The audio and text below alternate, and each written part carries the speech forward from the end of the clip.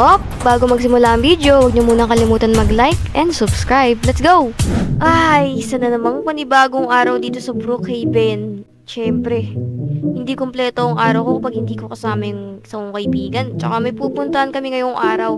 Kaya tatawagan ko na siya, si Kyrie. Okay, tatawagan ko na si Kyrie.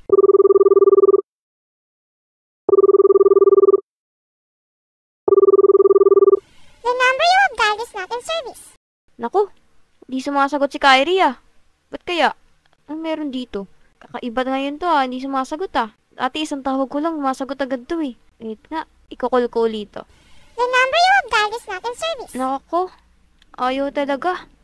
Ay, alam ko na. Pupuntahan ko na lang sa bahay niya to. Since malapit lang naman siya dito eh. Pala hindi muna ako nagkotse. Ito lang naman yung bahay ni Kyrie. Parang bihira lang to ah. Ang dilim ng bahay ni Kyrie ngayon. Dati laging bukas ang ilaw dito ah. Naku, andito kaya sa bahay yun? Teka nga. Knock knock. Knock knock. Mukhang walang tao. Tsaka ang dilim. Teka. Di nakalock yung pinto niya. Ay. Kakaiba talaga to ah. Lah! Nangyari dito? Nangyari? Ba't ang gulo-gulo dito sa bahay ni Kyrie?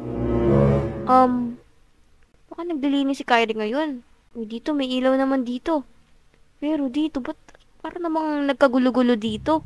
Grabe, ang dumi-dumi. Ano tong mga green to? Ay, ano to? Ay.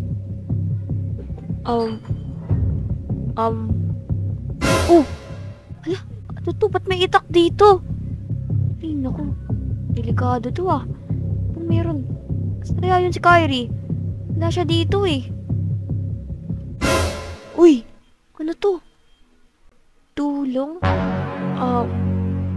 Naku. Mukhang may nangyaring masama kay Kyrie ah. Kailangan ko tong alamin. Ala.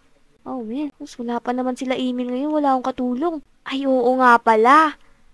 Natatrack ko pala si Kyrie kung saan yung location niya ngayon. Okay, mukhang malalaman ko to ah. Sabi dito, House 15?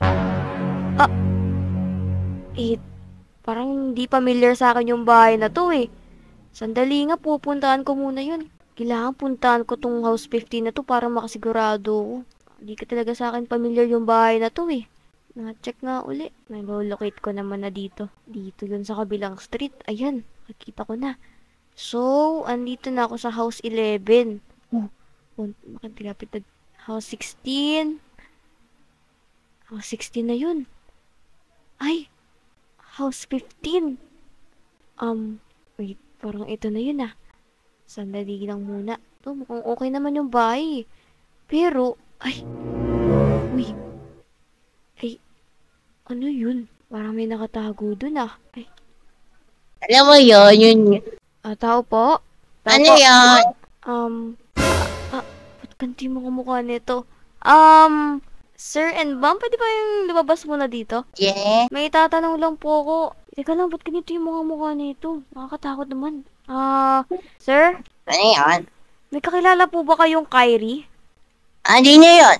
Basta po, may kaibigan po kasi akong nawawala. Hindi ko siya makita sa bahay niya eh. Baka umalis naman. Anong kailangan namin gawin? Kasi po, base dito sa location niya eh, dito sa bahay na to, nandito siya. Sino ba yun? Yun, wala kami kilalang Kyrie. Ano ka ba? Wala kami kilalang Kyrie dito. Umalis ka na ka dito. Wala ka namang dito eh. Umalis ka na dito. Bang! Opo, halis na po ako. Grabe Doon naman ka na. Nababalik.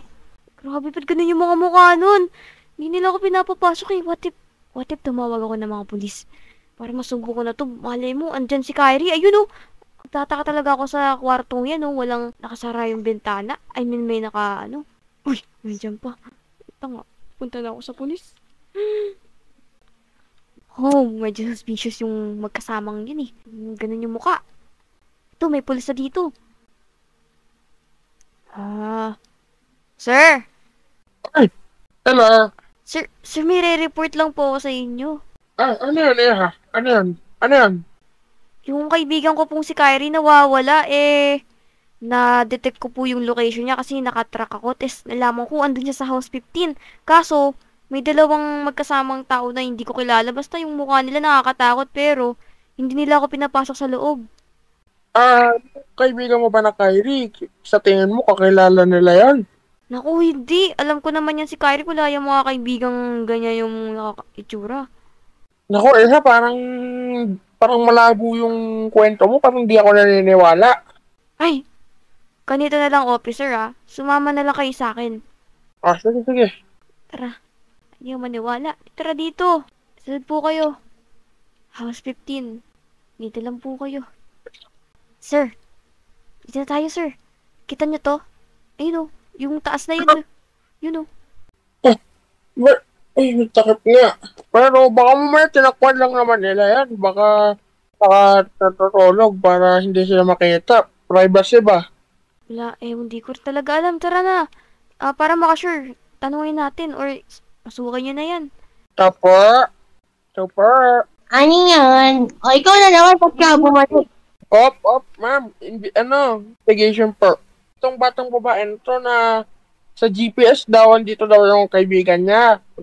Ano ba nga nga dito ang kulit mo naman. At iimbestigahan namin to. Hindi nga namin kilala si Kyrie na yun. Pero, titignan namin yung bahay nyo para makasigurado, no? Kung hindi nyo kami pagbibigyan, makukulong kayo. Guilty or guilty. Yes. Tara na. Dito. May kwarto. Ay. CR. Sa kaya. Sa Wala taas. yan dyan! Sa taas dito, officer. Ito. Ito. May kwarto. Dito yung may dito may nakaharang sa bintana Ma'am, bakit po namin to? Kaya gusto nyo, ha? Under ko siya sa yan. Under masikip?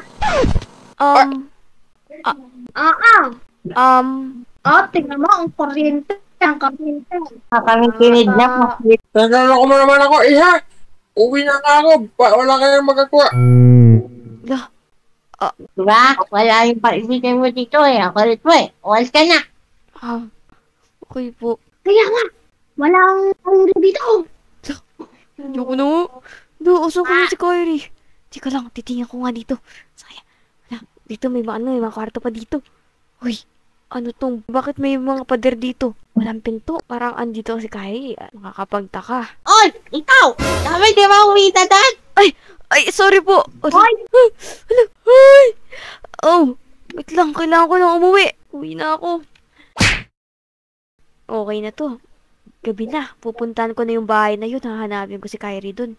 Nakakapagtaka yung nakita ko kaninang umaga Kailangan magawa ko to nang walang kasamang mga pulis kasi hindi naman naniniwala yung mga pulis sa akin Okay. Buti na lang may dala ko ditong ito. Inilang ko to Pitulog. Kilala ko yan. Yung kanini, nag-iba itsura Ayun. Kita ko na. May bintana kaya yan? Tignan ko kaya dito sa likod. Uy! Teka lang. Parang si Kyrie yun Si Kyrie ba yun? Ginagawa ni Kyrie dito. Si Kyrie nga. Ala! Ba't pala nakita na to ng pulis kanina? Oh my gulay. Kailangan ko iligtas si Kyrie. Ano kayang gagawin nila dito sa kanya? Bukas kaya dito? Yan. Uy! Kyrie! Uy! Gising! Ate! Uy! Huwag ka maingay! Ate, tulong ate! Ginabukira ako dito.